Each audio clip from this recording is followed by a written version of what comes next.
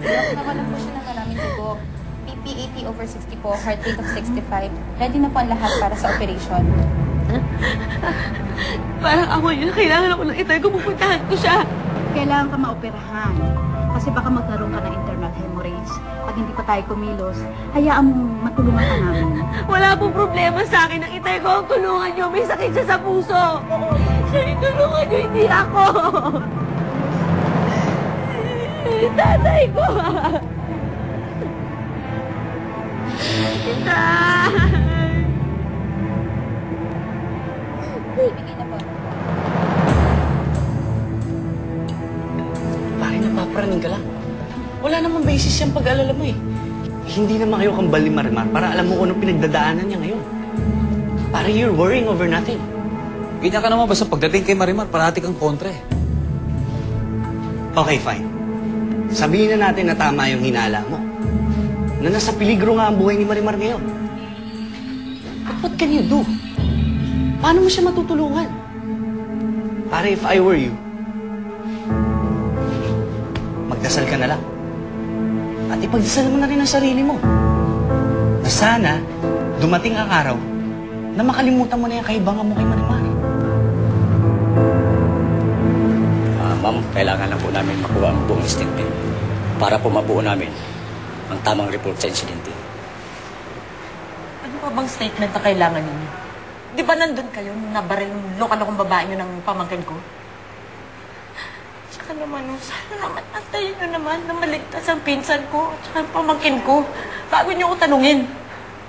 Sige po, babalik na lang po kami.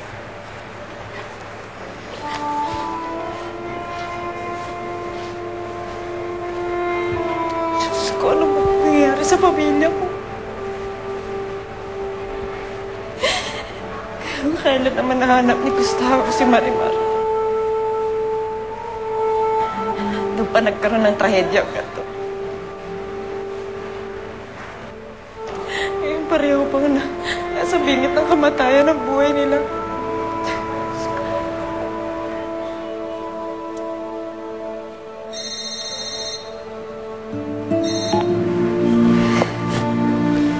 Hello?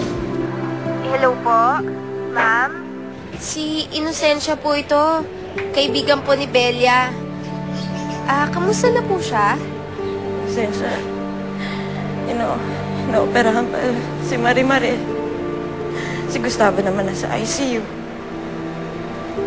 Kumusta naman si Crisita? Huwag po kayo mag-alala kay Crisita. Nasa mabuting kalagayan po siya. Salamat, Inocencia. Sige, magbalitaan na lang tayo ha. Opo, ma'am. Sige po, mag-iingat po kayo. Sige po. Sige.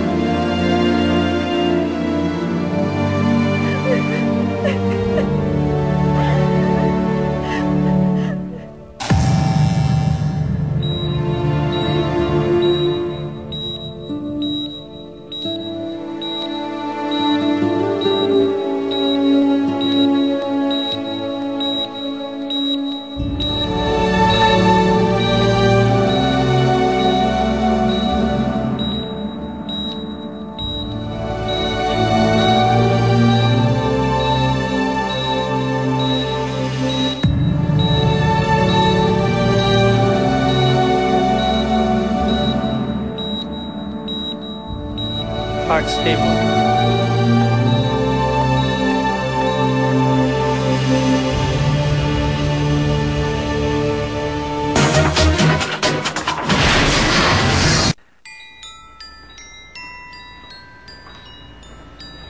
Sama.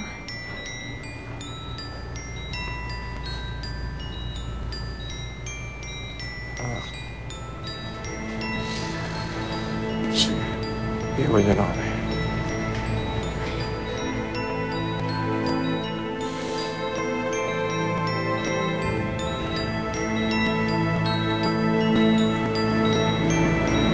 Kanina ko po dapat kayo pupuntahan dito eh. Ayaw na ako papasukin. Kamusta na po kayo? Ngayon, nandito ka na sa tabi ko. Mas maayos na ang pakiramdam. Yun lang naman ang mahalaga sa akin. Makita ko ang kaligtasan. Mapapanatag na ako. Masaya na ako. At ano man ang mangyari sa akin. Ayos na makita ko ligtas ka. Tay, ang isipin yung kaligtasan nyo. Na maging maayos po kayo. Kailangan namin kayo ni Cruzita. Kailangan po kayo ng apo nyo. Alam niyo, Tay, aalagaan ko po kayo mabuti. Hindi po ako aalis sa tabi niyo hanggat hindi kayo maayos. Lagi lang ako nandito sa tabi niyo. Swerte. Karoon ako ng anak na katulad mo. Basta tayo, isipin niyo na magpagaling kayo dito. Para paglabas nyo, sama-sama tayo nila Cruzita. Magiging masaya po tayo.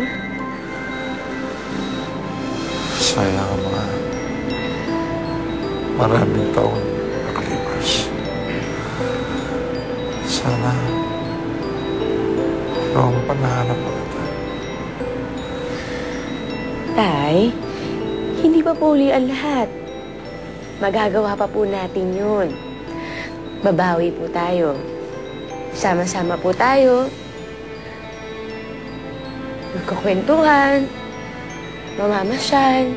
Doon sa may tabing dagat. Isasama po natin si Esperanza, si Cruzita, at syempre po si Pulgoso. Kaya tayo magpag-aling po kayo. At magiging masaya po tayo. Sama-sama po tayo, Tay. Tay, mahal na mahal po kita.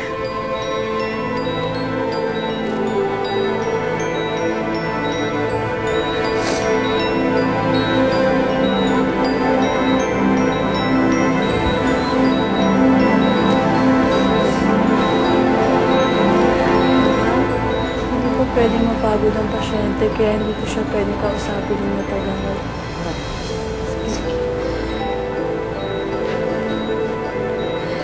No, Tay. Lalabas mo na po ako, ha? Magpapagaling po kayo.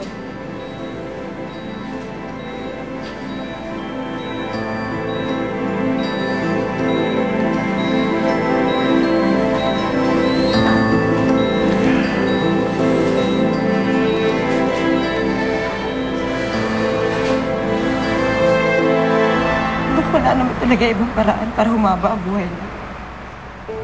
Well, he will not be able to survive it. And besides, masyado nang mahina ang kanyang puso. Tanging heart donor na lang ang kanyang pag-asa. We'll be trying to find a heart donor na kamatch ni Gustavo. I will have to be honest with you. Very slim chance na makahanap tayo ng heart donor na kamatch ni Gustavo. At kung hindi siya maoperahan, baka tanging milagro na lang ang makasalba sa kanya.